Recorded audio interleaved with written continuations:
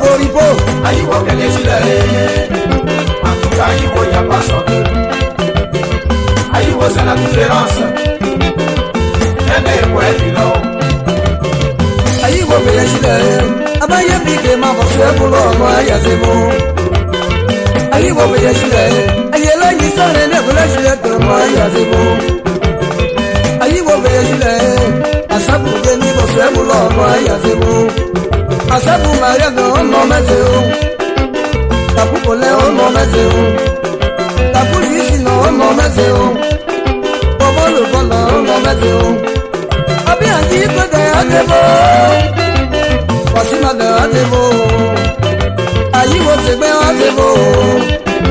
Ade barilo adebo. Tapu Maria na adebo londole. Oh ayiwo pokwa nyechio. Ekacho di adelo wate bui. Amuma yiba no mezeo. Ina madele no mezeo. Yakate de natake mariele. Il faut savoir faire la différence même souvent. En tout cas, Ayiwo était y'a pas son deux. Ayiwo était y'a pas son deux. Présidentiel, j'ai pour me bébé. Baba Moussa Babé, Handelo, lo et Jana Atebo. Allo Suzana Atebo.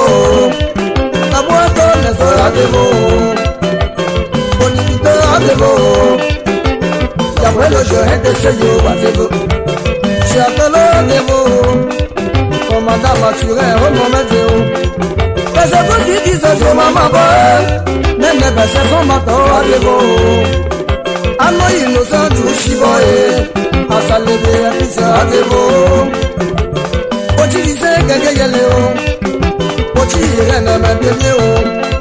Baba Shiva Tritamia Yeyi. Oti Abena Kakevaleo. Yabi Aswe, Yashemeo. Yabi Aswe Adela Mabemeo. Ayiwo gbogbo enye ji o. Ati se lese ọmọ mẹjọ. Yabi Blogati na ọba awoye.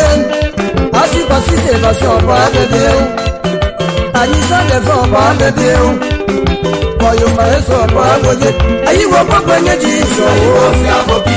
Ayile apẹyẹ ta abijale apẹyẹ tán. Ayiwo si aboki. Ayile apẹyẹ ta abijale apẹyẹ tán. Ayiwo kele chile. En tout cas, Ayiwo y a pas son deux. Ayiwo c'est la différence. Nene ouais bilo.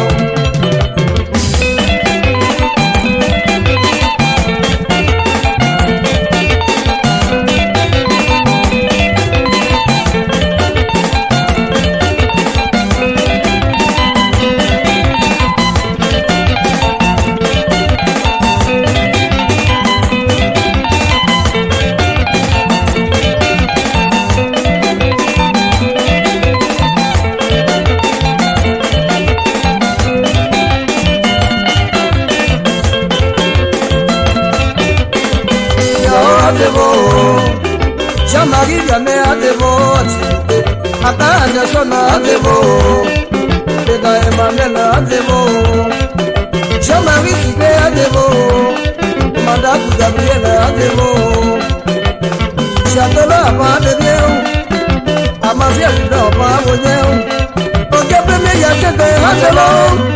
Atebo Yapima Tine Atebo. Atikwe Sole Atebo. Atebo, Atikwe Ibono Atebo. Damo Odilo Atebo. Ofe Bichere Atebo. Mama Alete Debo Jiwa. Yabi Chantal Atebo. Alake Stella Atebo. Alake Yano Ono Mezeo. Apibe Lani Ono Mezeo. Ole Apapambe Ono Mezeo. Il va savoir faire la différence. En tout cas, Ayiwo était y'a pas son deux. On n'y faut pas comme on ouais moyen. On a donné ce ouais moyen. Ayiwo gbogbo enye ji o. Ayiwo si aboki. Ayile apẹyẹ ta abijale apẹyẹ tán. Oh y'a bise bana mebie o. Ayiwo kele chile. En tout cas, Ayiwo y a pas son deux.